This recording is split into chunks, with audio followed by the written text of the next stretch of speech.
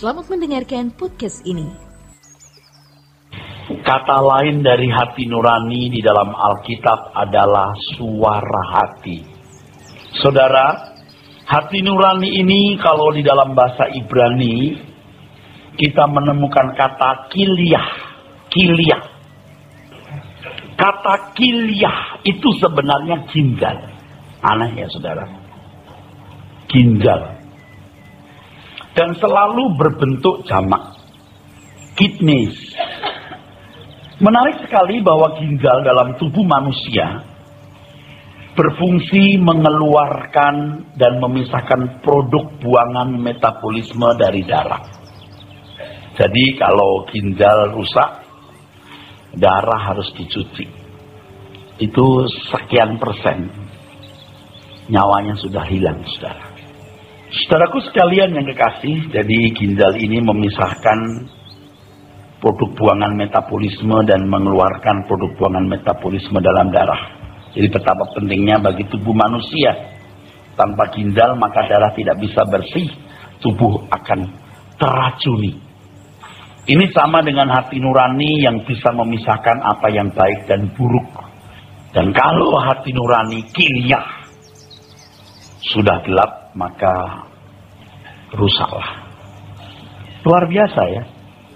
Alkitab itu luar biasa. Padahal pada waktu itu ditulis, saudaraku sekalian, di Mazmur pasal 16 ayat 7, pasti orang-orang zaman itu belum bisa mengurai ya, fungsi ginjal dalam tubuh manusia. Itu luar biasa loh. Ini misteri-misteri begini, ini mengagumkan bagi kita loh. Luar biasa. Saya membaca Alkitab ini, kenapa terjemahnya ginjal? Ini luar biasa, saudaraku. Tapi kata kilyah, saudaraku sekalian, juga memiliki pengertian kekang atau pengontrol, rein, pengontrol. Hati nurani adalah pengontrol sikap dan perilaku kehidupan seseorang. Pengekang, kontrol. Di sini hati nurani juga berarti the mind as the interior self, bagian yang terdalam dari pikiran. Nah, hati nurani ini saudara memuat ekstraksi inti pengertian-pengertian dari seluruh kebenaran dan filosofi yang diserap seseorang. Letaknya bagian terdalam dalam pertimbangan manusia. Maka kata kilyah itu bisa figurasi dari the mind as the interior self, bagian terdalam dari pikiran. Kalau dalam perjanjian baru, saudara, kita menemukan kata suneidesis. Ini digunakan kira-kira 30-33 kali. Oh ya, saya lupa mengatakan tadi, hati nurani itu di perjanjian lama cuma satu. Di Mazmur 16 ayat 7 tadi itu, saudara. Kalau di perjanjian baru 30 lebih. Sekitar 32, 33. Saya tidak berani memastikan. Saya sudah mencoba untuk mencari-cari. Paling tidak 30. Kalau saudara membaca Alkitab Bahasa Indonesia, kata hati nurani hanya 22, saudara. Tetapi kata suara hati juga suneidesis. Nah itu kalau digabung semua kata suneidesis sekitar 32, 33. Paling tidak 30.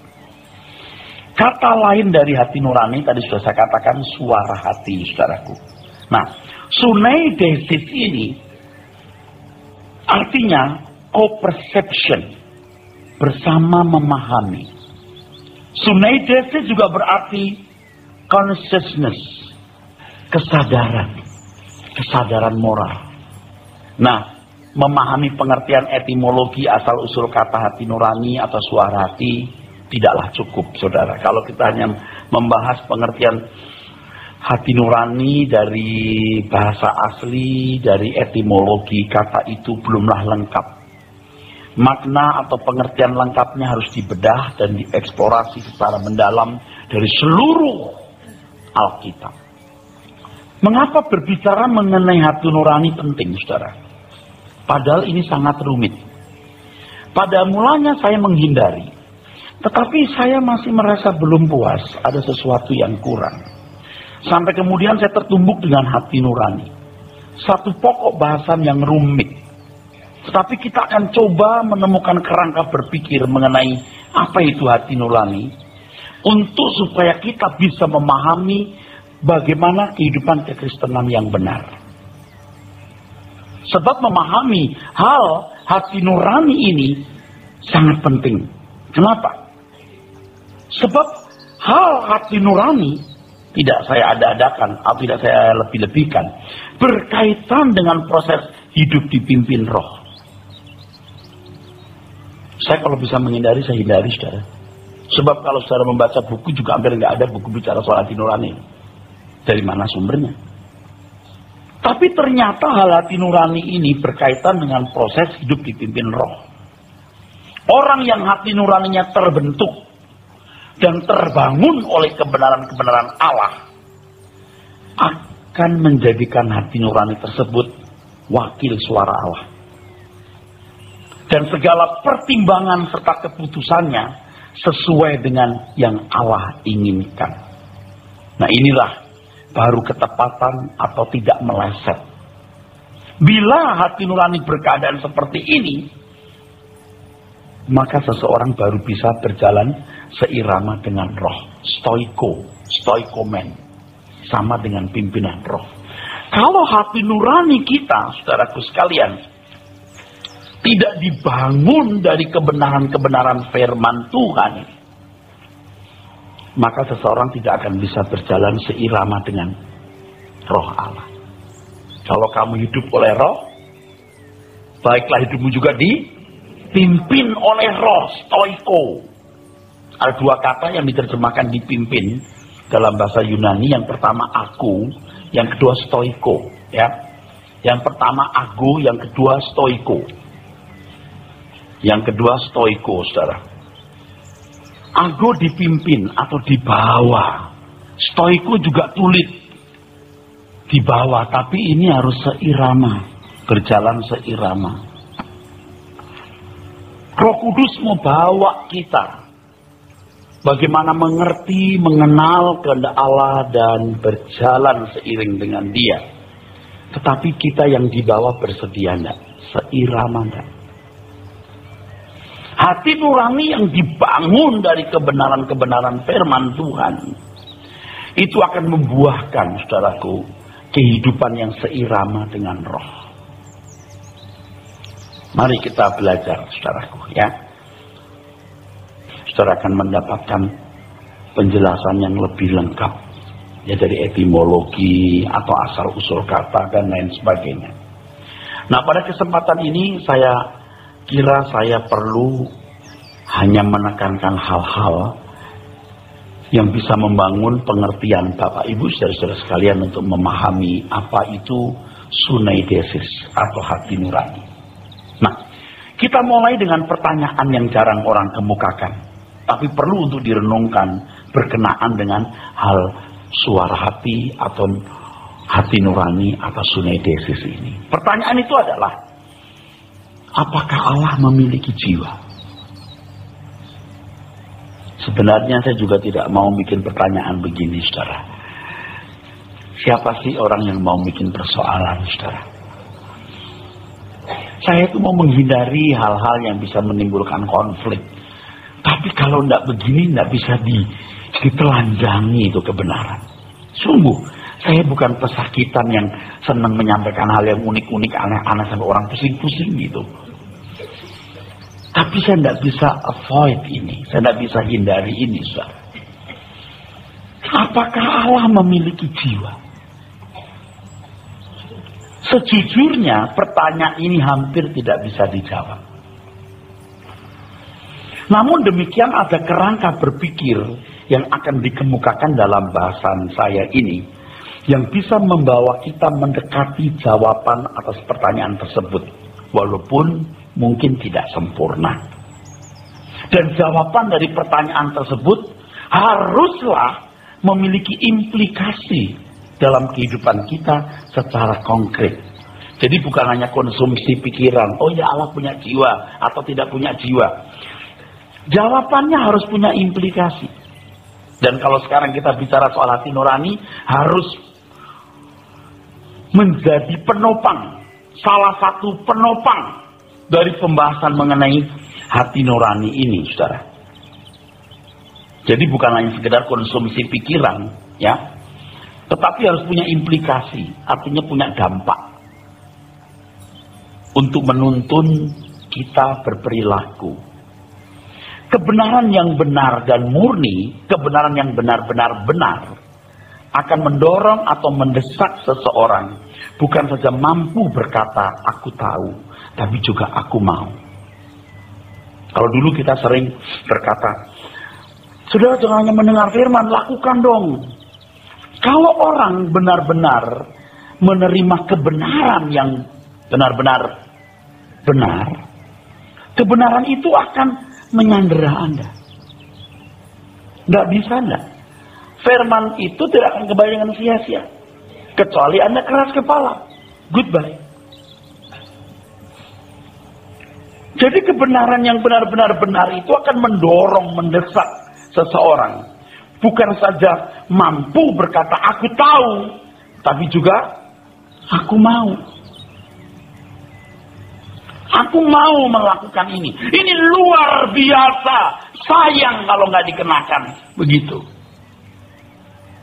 Sehingga merubah kehidupan atau mengubah kehidupan. Nah, pertanyaan, apakah Allah memiliki jiwa? Itu memberi kesan seakan-akan jiwa bisa terpisah dari roh. Sebab banyak di antara bapak ibu yang berpikir bahwa kalau orang mati, rohnya ke surga, jiwanya tidak jelas kemana. Pasti. Dalam berbagai kesempatan saya dialog dengan orang, pada umumnya orang berpikir bahwa kalau mati, roh kembali kepada Allah. Tubuh kembali ke tanah, jiwa nggak diomongin, ya kan? Jiwa tidak disebut-sebut. Gimana itu? Nggak tahu. Saya jelaskan. Kalau kita mencoba untuk memisahkan jiwa dari roh, itu salah sekali. Salah sekali. Manusia tidak bisa menjadi manusia tanpa dua-duanya, yaitu roh dan jiwa. Harus dimengerti bahwa jiwa tidak akan dapat terpisah dari roh atau sebaliknya. Makanya ketika bicara soal struktur permanen manusia, apakah manusia terdiri dua, dikotomi, atau tiga, trikotomi, tubuh, jiwa, dan roh, atau hanya manusia lahiriah dan batiniah, jasmaniah dan rohaniah? Dua-duanya harus diakomodir benar. Oh, kalau saya trikotomi bukan dikotomi, tidak bisa. Saya dikotomi bukan trikotomi, tidak boleh. Semua benar harus diakomodir, saudaraku. Harus dimengerti bahwa jiwa tidak akan dapat terpisah dari roh atau sebaliknya. Roh adalah unsur kehidupan dan jiwa adalah unsur kesadaran. Nah, sementara ini ditangkap dulu. Roh itu unsur kehidupan, jiwa unsur kesadaran. Sekali lagi, walaupun kita tidak menemukan jawaban yang sempurna, tetapi kerangka berpikir ini akan membantu kita. Kalau manusia diciptakan segambar dengan dirinya, kita sulit untuk tidak menjawab. Unsur-unsur yang ada pada manusia juga ada pada Allah. Digiring dulu ke situ. Kalau Anda nggak suka, ya sudah. Kalau dikatakan bahwa manusia diciptakan segambar dengan Allah, nggak mungkin jauh-jauh keadaannya. Amin. Nggak mungkin jauh-jauh keadaannya. Tapi nggak sama persis. Oke, tapi nggak mungkin jauh-jauh. Nggak mungkin. Nah, Allah memiliki kesempurnaan dalam dirinya. Katakan amin. Roh unsur kehidupan atau unsur ilahinya dan kesadaran yang telah menyatu sempurna dalam kesucian atau kesempurnaan moral. Amin.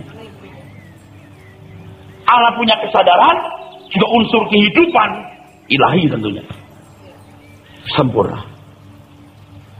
Saudaraku sekalian, pada pribadi Allah tidak ada niat jahat sama sekali. Jelas. Dan tidak akan dapat berbuat suatu kesalahan. Benar. Dan tidak ada perubahan sama sekali. Amin. Kalimat tidak ada perubahan, tidak akan berbayang, itu bukan kalimat sederhana loh di Alkitab. Sebab akan membandingkan dengan manusia. Beda loh kamu dengan Allah. Bedanya di mana? Ikuti terus. Sebaliknya iblis juga memiliki roh yang adalah unsur kehidupan dan jiwa yang adalah unsur kesadaran dan telah menyatu dalam kejahatan dan kegelapan yang sempurna. Iblis tidak akan bisa berbuat sesuatu yang benar dan ia pun juga tidak bisa berubah. Saya tidak yakin iblis bisa bertobat kapanpun. Artinya ia menjadi bapak segala kejahatan. Kalau ada pertanyaan, mengapa manusia bisa diampuni sedangkan iblis tidak? Itu pertanyaan sejak saya menjadi mahasiswa. Ubek-ubek, buka buku, jawaban yang paling populer adalah ini. Karena dosa Lucifer terlahir atau berasal dari dalam dirinya sendiri, faktor internal. Tetapi manusia jatuh dalam dosa karena bujukan dari luar, faktor eksternal. Itu jawaban paling populer sejak saya mahasiswa. Tetapi jawaban itu tidak memuaskan. Ada satu rahasia yang belum terbuka.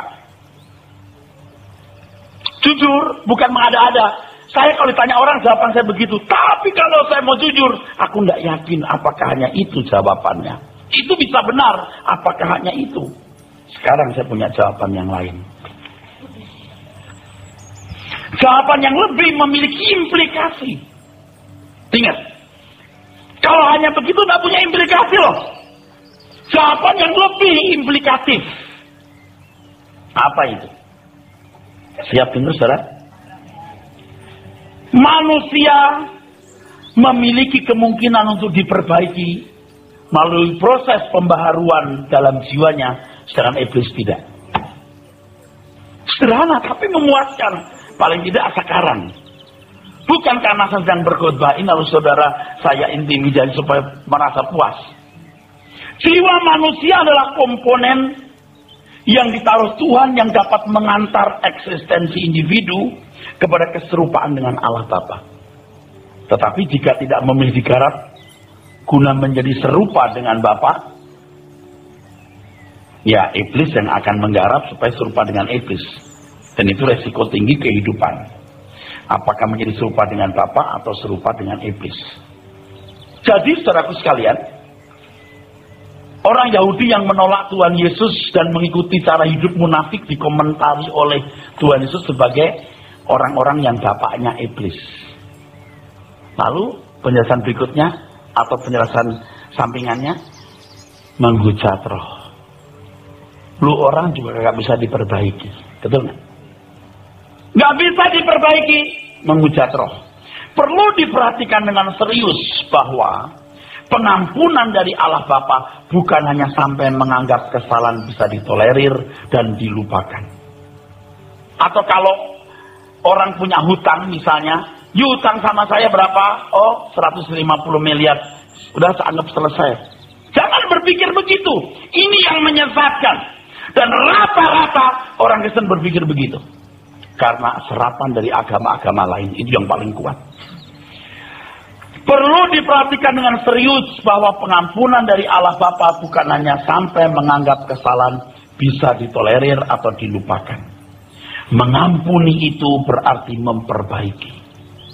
Pengampunan tanpa usaha memperbaiki adalah kejahatan, karena berarti membiarkan dosa atau kesalahan terus berlangsung. Amin. Orang-orang yang memiliki konsep pengampunan seperti itu akan memanipulasi Tuhan tanpa memiliki sikap hormat yang sepantasnya bagi Dia. Amin.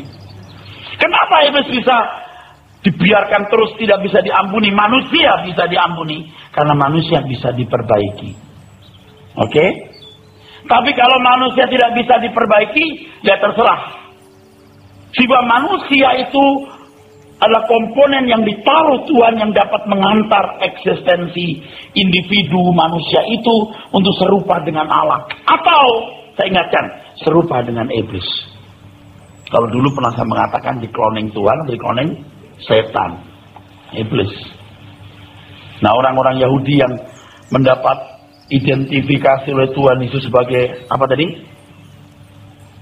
Bapaknya iblis, tingkat menghujat roh. Artinya sudah tidak menerima lagi penggarapan Allah dalam jiwanya. Tidak bisa berubah.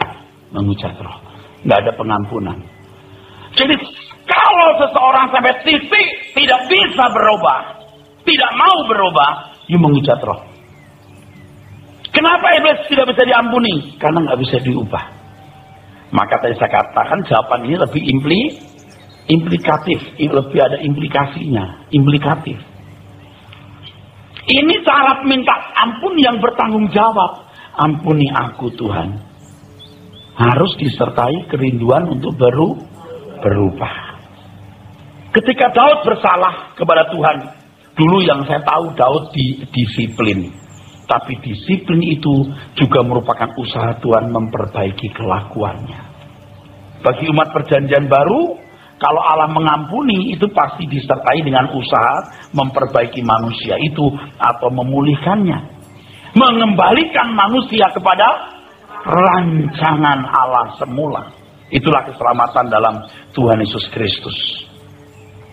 Kalau seseorang mengerti model pengampunan yang benar, ia akan terus berusaha membenahi diri untuk mencari perkenanan Bapa di surga.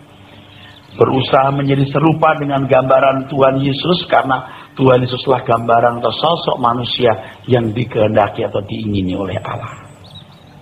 Nah, betapa bodohnya orang-orang yang berpikir kalau Allah mengampuni berarti Allah sudah menganggap dosanya hilang secara ajaib. Tetapi itulah yang dipahami banyak orang hari ini, saudaraku. Ya, kalau Allah mengampuni berarti Allah sudah menganggap dosanya hilang secara ajaib.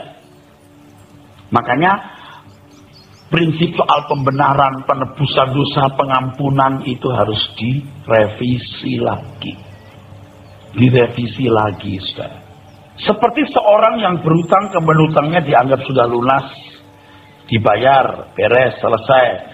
Padahal pengampunan itu memiliki kelanjutan dan itulah konsekuensinya. Seseorang yang diampuni harus memberi diri untuk diperbaiki. Menjadi manusia seperti keinginan Tuhan yang memberi pengampunan kepadanya. Tuhan ambil dosa-dosaku, amin. Ya, terima kasih Tuhan. Betapa bodohnya. Kalau Anda mau ditebus oleh Yesus Kristus, Anda jadi miliknya. Dia majikan Anda. Kalau Anda mau diampuni oleh Tuhan, Anda harus tanya, mau apa ya Tuhan? Bapak mau apa? Tuhan mau apa dalam hidupku? Aku mau jadi seperti apa? Jadi kalau orang Kristen mengerti prinsip pengampunan seperti ini, saudaraku, dia akan menjadi orang Kristen yang bertanggung jawab.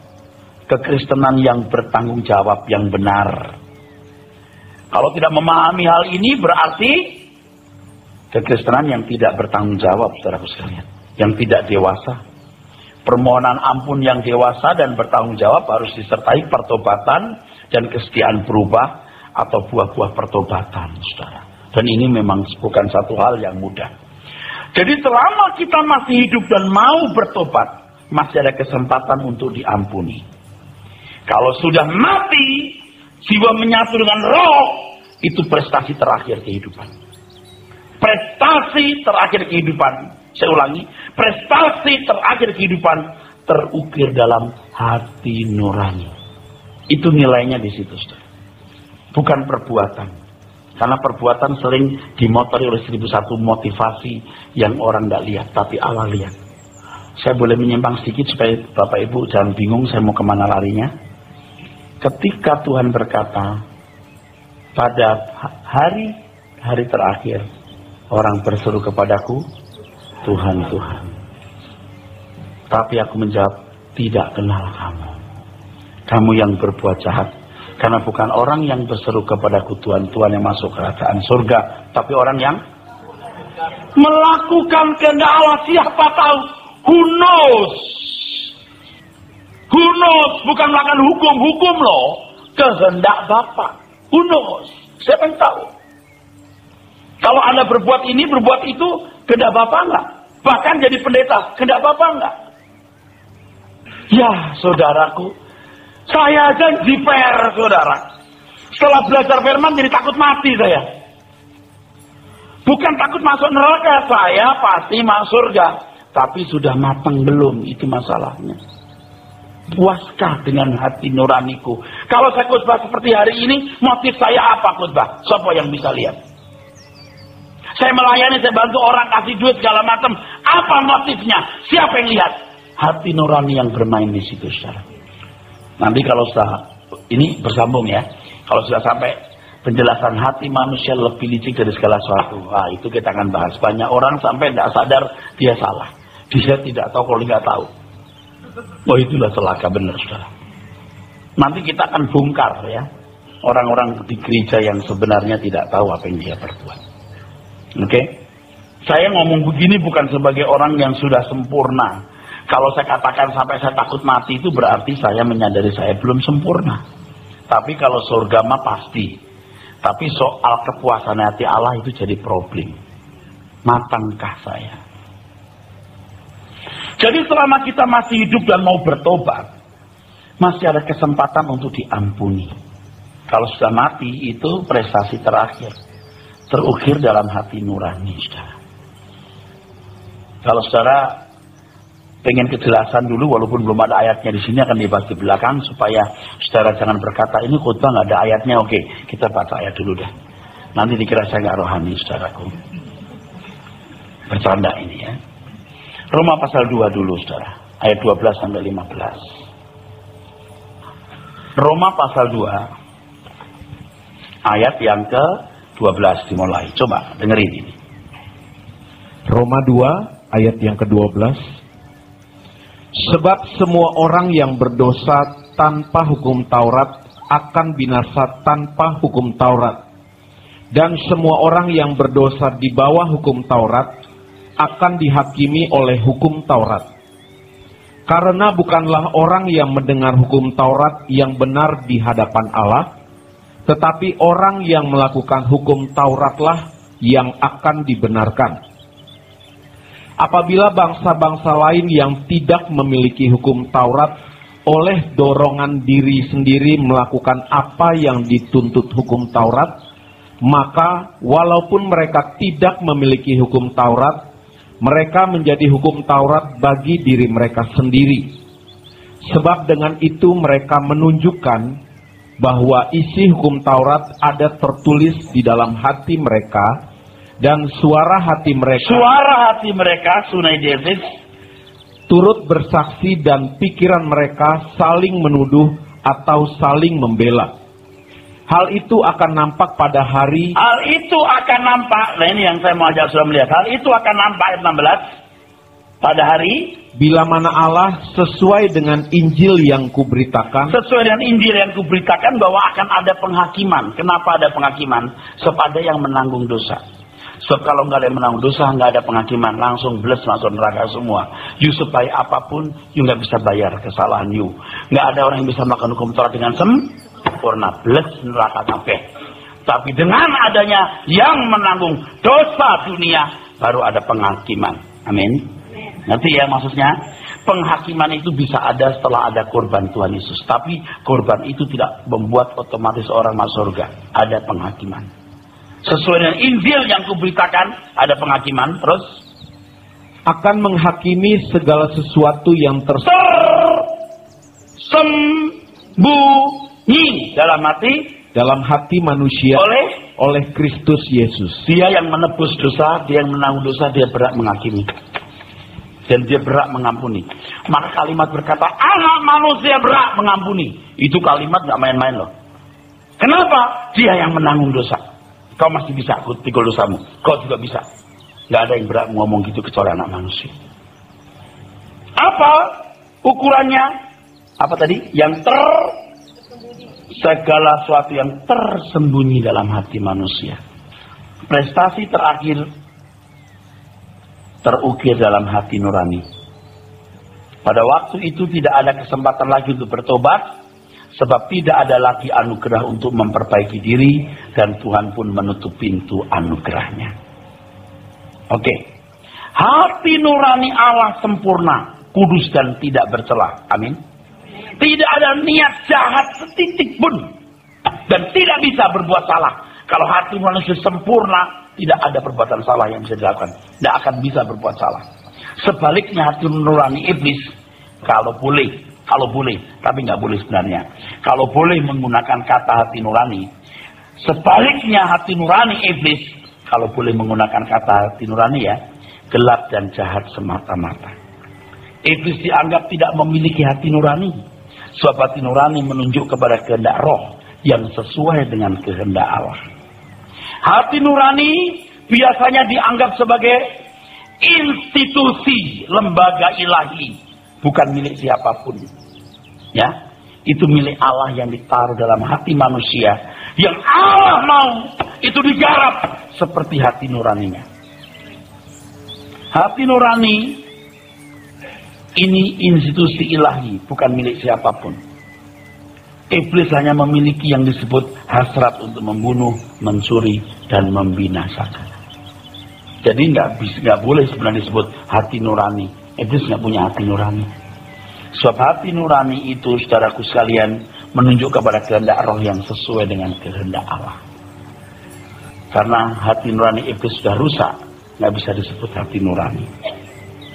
Jadi kalau Tuhan Yesus berfirman, karena itu haruslah kamu sempurna, sama seperti Bapamu yang di surga adalah sempurna. Itu berarti orang percaya dipanggil, diperlengkapi, diberi kuasa eksosia, supaya dapat memiliki hati nurani seperti Bapa di surga. Seperti Bapa itu apa ya? Abstrak kan? Tapi setelah kita belajar hati nurani, kita akan melihat kejelasan hati nurani. Di sini seseorang bisa menjadi manusia yang sangat berkualitas.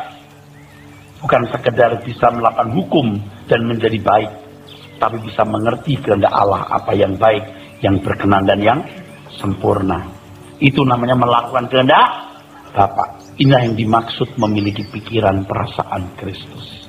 Nah, dari tadi kita hati nurani terus. Apa sih pengertiannya? Baru saya ngomong. Nah, banyak orang khotbah menyampaikan satu pernyataan, tapi pernyataan nggak dibedah. Misalnya, kamu harus dewasa. Katakan sebelahmu, tanyakan, apa kamu dipulihkan? Coba dipulihkan itu apa coba? Dewasa yang bagaimana? Tapi dianggapnya semua udah seragam. Betapa kacaunya. Ngerti saudara? Makanya kalau belajar firman itu duduk manis, nggak boleh ngantuk.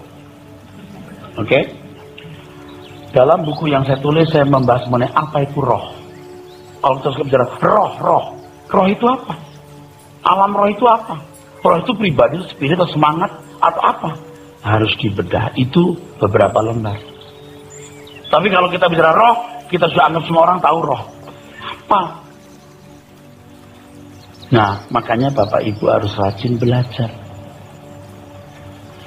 Hati nurani adalah kemampuan yang dimiliki. Sekarang saya masuk ke wilayah manusia, ya bukan Tuhan lagi ya. Tuhan sudah sempurna. Oke? Hati nurani adalah kemampuan yang dimiliki manusia dari fenomena moralnya untuk menetapkan dan memutuskan apa yang baik dan buruk secara subjektif. Secara subjektif. Hati nurani adalah kemampuan yang dimiliki manusia dari fenomena moralnya untuk menetapkan dan memutuskan apa yang baik dan buruk secara subjektif. Di sini hati nurani berfungsi sebagai pembuat peraturan. Apa yang boleh, apa yang tidak boleh. Kalau saudara sudah dididik dari kecil nggak boleh ambil dompet orang ya, oke? Itu sudah melekat ya dalam hati nurani saudara. Begitu lihat ada dompet, kok diambil? Ya, ngerti nggak saudara? Oke. Hati nuranilah yang membuat ukuran apakah suatu tindakan itu bernilai kebenaran atau kejahatan. Oh, ini benar, ini baik.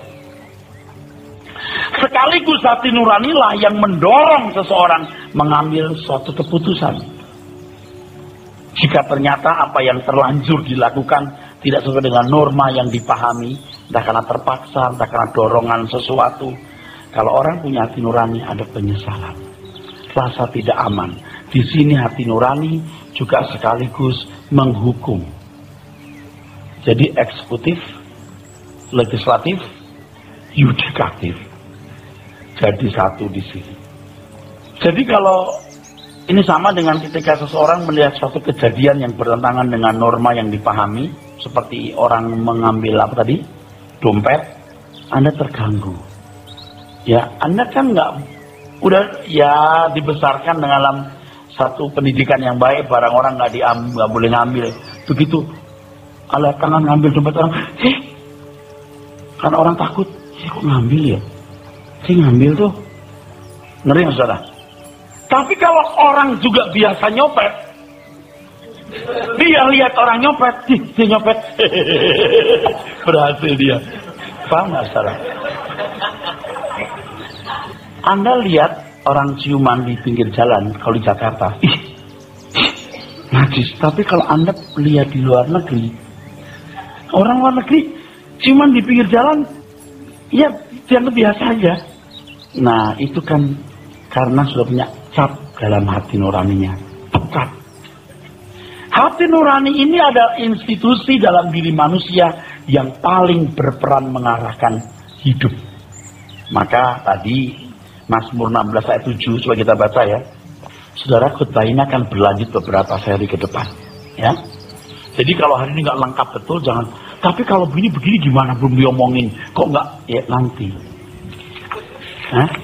Nanti. Saudara harus duduk manis. Lalu Bapak Ibu juga harus mendengarkan sedikit khotbah saya, Anda mesti dengar. Nanti nyambung terus. Sebab sementara saya menyampaikan pelajaran ini, ada beberapa hal yang mesti ada pernik-pernik yang harus saya bedah. Dan itu waktunya nggak cukup harus bedah semua. Maka harus rajin-rajin mendengar, ini masalahnya. Oke, baca Pak. Mazmur 16 ayat 7. Aku memuji Tuhan yang telah memberi nasihat kepadaku. Ya, pada waktu malam hati nuraniku mengajari aku. Pada waktu malam hati nurani tadi apa? Kiliah tadi, ginjal tadi mengajari aku. Hati nurani terbangun oleh apa yang didengarnya. Kalau seseorang mendengar firman Tuhan, kebenaran firman Tuhan itu akan terus mengejar dia. Firman yang murni akan memburu seseorang sehingga orang itu tersandera. Firman yang murni akan menuntut diaplikasikan dalam kehidupan secara konkret. Sedangkan Anda punya daging ini juga punya keinginan, nuntut. Nah waktu malam hari Anda langsung ingat gitu, apa yang Anda lakukan, itu salah. Waktu aku emosi, aku bilang, salah itu. Tapi waktu malam mana kita bilang salah? Makanya kan ada orang bilang kalau mau marah, coba ngitung 100 kali dulu. 1, 2, 3, 4. Tapi banyak orang ngitung, tapi 1 langsung 100, saudara. Meledak, selesai. Kalau bisa teduh aja. Karena ketika Anda punya emosi dalam derajat panas tertentu, itu bisa muncul di mulut itu macam-macam. Tapi kalau dingin, nggak muncul. Nggak didinginkan dulu. Ini kadang-kadang belum dingin udah meledak-meledak. Kan banyak orang yang temperamennya begitu. Duar. Malamnya baru, itu salah. Saya mulai memisahkan, ini yang benar, mestinya saya begini. Ginjal tadi, luar biasa. Nah, langsung hati nurani itu juga mengendalikan kemudi kehidupan seseorang, ya. Tadi dalam teks bahasa Ibrani juga kiliah, berarti rein itu tekan atau kendali atau pengontrol. Allah memberi manusia kontrol atau kendali yang harus dikendalikan dan dikontrol oleh dirinya sendiri. Ini kalimat penting, dirinya sendiri. Ya Tuhan, pimpinlah aku, arahkan jalanku. Aku udah terlanjur menciptakan kamu jadi manusia, bukan boneka. Nah, maka nanti kalau kita belajar soal hidup dipimpin roh, itu bukan roh Allah, roh manusia. Karena roh manusia satu kemistri dengan roh Allah. Nah ini nanti ya, jangan ini dulu, jangan curiga dulu ya. Percaya ini benar ya. Allah memberi manusia kontrol atau kendali yang harus dikendalikan dan dikontrol oleh dirinya sendiri, oleh manusia itu. Hal ini jelas menunjukkan bahwa manusia memiliki kesadaran yang memungkinkan manusia memiliki kebebasan. Tapi hati nurani itu juga dikendalikan oleh Allah. Selesai. Kalau Anda ngomong begitu, goodbye. Udah Selamat loh caramu. Nah, hal ini yang membuka kemungkinan manusia bertanggung jawab kepada Allah. Wahyu 14:12, Wahyu 20 ayat 12 dan seterusnya. Institusi inilah hati nurani yang tidak dimiliki oleh hewan. Itulah sebabnya hewan tidak memiliki kesadaran mengenai moral dan tidak memiliki kehendak bebas juga. Nah, terus perhatikan, amin saudara. Kejatuhan manusia ke dalam dosa membawa manusia kepada kondisi di mana hati nurani tidak bisa didewasakan atau disempurnakan sampai level sesuai dengan yang Bapa inginkan. Ini kalimat penting. Inilah yang disebut telah kehilangan kemuliaan Allah, tapi tidak kehilangan kemuliaan manusia. Manusia tetap sebagai manusia yang melebihi segala binatang dan makhluk hidup lainnya di bumi. Bagaimanapun hati nurani manusia masih baik dibanding hati nurani binatang. Karena binatang memang tidak memiliki hati nurani. Tetapi masalahnya juga ada. Kalau sampai manusia gelap hati nuraninya, maka dia bisa lebih jahat dan punya akibat yang lebih luar biasa dibanding kejahatan binatang. Oke? Nah, saudara, sebelum saya teruskan, saya mau menyinggung satu hal. Mungkin ini nggak kepikir sama saudara. Ini nanti akan, karena ini penting untuk dipahami ketika saya membahas hal berikutnya. Kalau kita membaca tadi di Roma pasal 2, 12-15 bahwa hati nurani tertulis di hati. Kardia, bukan di sunaidesis. Taurat ditulis di dalam hati, bukan di hati nurani. Itu kunci penting, saudara. Ya, itu kunci penting, saudara. Kenapa? Karena begini. Roh. Hati nurani itu sebenarnya pendewasaan roh. Kalimat ini nggak tepat betul sebenarnya, tapi saya pinjam dulu, saudara. Ya, sebab hampir nggak ada batas antara roh dan jiwa. Ya. Ya, nanti itu sebentar saya pinjam dulu ya, saya pinjam ya. Di sini. Sedangkan Taurat ditulis di dalam hati, di dalam jiwa, pikiran, perasaan, kehendak. Dulu pebayangan saya Allah itu nulis. Enggak. Itu keliru. Yang benar adalah Allah memberikan warisan. Habil bisa mempersembahkan kurban bakaran dari siapa?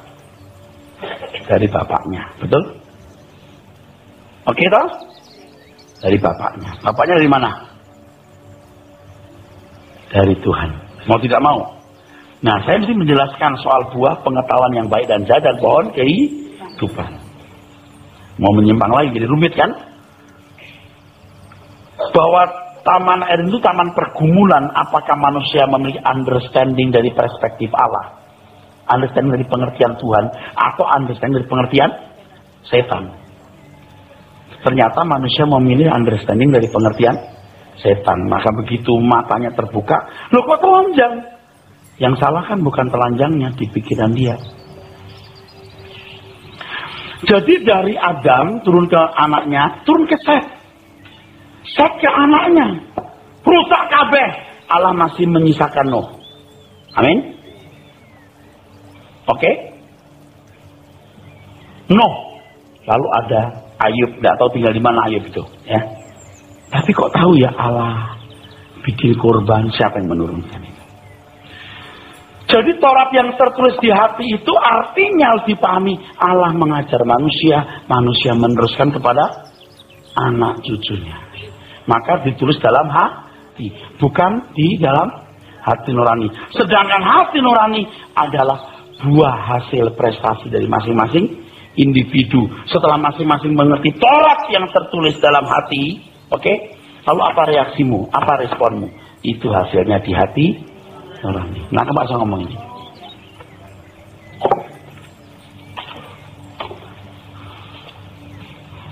Oke? Ayub menjauhi kejahatan. Di situ banyak teolog kan. Ayub juga punya teman-teman teolog kan. Pasti juga banyak orang yang mengenal Tuhan. Karena mereka juga punya teologi atau teologi ya. Tapi Ayub paling benar. Kenapa? Dia punya nurani, dia memilih ini. Yang sampai akhirnya ya, sempat dia marah, kenapa aku menderita begini, terkutuklah aku hari malam di mana aku dilahirkan, lebih baik aku gak pernah lahir. Tapi akhirnya Ayub berkata, ya Tuhan, ku cabut semua perkataanku. Itu nuraninya baik, betul? Teman-temannya mana tahu? Lu kalau nggak tahu, lu nggak begini, tahu nggak? Loh. Nah itu mesti dijelaskan lagi, tapi ini jadi perbandingan saja, saudara. Kejatuhan manusia dalam dosa membawa manusia terjual di bawah kuasa dosa. Roma 7 ayat 14. Dibaca dulu boleh? Oke, silakan. Roma 7 ayat 14. Sebab kita tahu bahwa hukum Taurat adalah rohani, tetapi aku bersifat daging, terjual di bawah kuasa dosa. Kalau dosa adalah keluncatan atau meleset, manusia di bawah kuasa dosa. Kalau dosa itu hamartia, maka berarti manusia berada dalam keadaan tidak mampu mencapai standar ketepatan kesucian Allah. Manusia bisa bermoral baik, tapi kebaikannya dibanding dengan kesucian Tuhan seperti kain kotor. Tetapi kebaikan mereka bukan berarti tidak bernilai sama sekali. Ini kan banyak teolog-teolog yang mau menang sendiri, cepat atau pendek pikirannya. Semua manusia sudah dalam dosa. Kebaikan seperti kain kotor. Loh, kok Tuhan memuji Ayub? Loh, kok Tuhan ngangkat Henok? Kain kotor, oke. Nyatanya masih yang bisa baik loh. Tapi nggak banyak Pak, masalahnya bukan banyak atau sedikit. Ada, amin. Sebagai perbandingan bahwa kamu harus lebih baik dari Ayub, amin. Itu maksud saya. Soal banyak sedikit urusan belakangan, bukan urusan kita bukan hakimnya kok. Amin. Bagi orang yang tidak mendengar Injil, yang tidak dituntut sempurna, kebaikan mereka menjadi ukuran penghakiman. Dan itu bukan urusan kita. Urusan kita adalah mengerti kebenaran dan membangun hati nurani sekualitas Allah Bapa. Kejatuhan manusia ke dalam dosa mengakibatkan kematian atau kelumpuhan moral dalam hati manusia yang membuat hati nurani tidak berdaya mencapai standar Tuhan. Ini kalimat paling penting. Hati nurani tadi membedakan apa yang baik dan buruk. Hati nurani bikin ukuran. Hati nurani punya parameter yang mengatakan ini salah, itu benar, harus begini, tidak boleh begitu. Ingat itu saudaraku, ya. Melalui korban Tuhan Yesus Kristus, kematiannya di kayu salib itu membangkitkan kelumpuhan kita. Yang dipulihkan melalui keselamatan dalam Yesus Kristus, Allah menyediakan eksosia, kuasa, supaya menjadi anak-anak Allah. Dan anak-anak Allah adalah orang yang dipimpin roh. Roma 8:14. Dan orang tidak bisa dipimpin roh kalau hati nuraninya tidak seperti hati nurani Allah Bapa. Kalau cuma berbuat baik, kita nggak tahu motif berbuat baiknya apa. Orang harus punya kecerdasan untuk mengerti apa yang baik, yang berkenan dan yang sempurna. Nah, saudaraku sekalian yang kasih, Tuhan Yesus telah menebus kita. Maka Tuhan berak mengatakan ikutlah aku, artinya ikuti jejakku. Jejak yang mana? Kalau kita baca Alkitab, jejak yang mana? Abstrak. Rendah hati yang bagaimana? Abstrak. Lemah lembut yang bagaimana? Abstrak. Tapi mengenal kebenaran, membuat orang cerdas, hati nuraninya yang bisa membedakan ini kehendak Allah yang baik, yang berkenan dan yang sempurna. Itu namanya melakukan kehendak Bapa. Itulah sebabnya kalau kita berkata, hendaklah kamu dalam hidup bersama menaruh pikiran dan perasaan yang terdapat juga dalam Kristus. Yesus itu sebenarnya bukan pikiran perasaan. Di teks aslinya nggak ada dua kata itu, nggak ada. Yang ada phroneo. Ternyata phroneo artinya the mind. Mind as the interior self. Gila, hebat banget. Seperti pengertian hati nurani. Gila bener gitu kalau kau pakai bahasa preman. Luar biasa. Dahsyat betul saudaraku sekarang. Orang anak muda bilang gila bener itu, dahsyat bener. Maaf saya menggunakan kata gila karena saking luar biasa gitu loh. Oh, pakai bahasa preman ya. Gak boleh mestinya.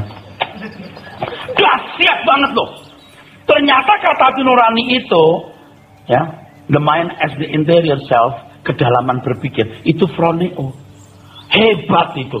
Bukan karena saya mengada-ada, yang dalam bahasa Inggris diterjemahkan attitude, tapi tentu attitude sikap, bukan sikap fisik, sikap batin, sikap hati. Hal ini sangat menunjuk kepada hati nurani.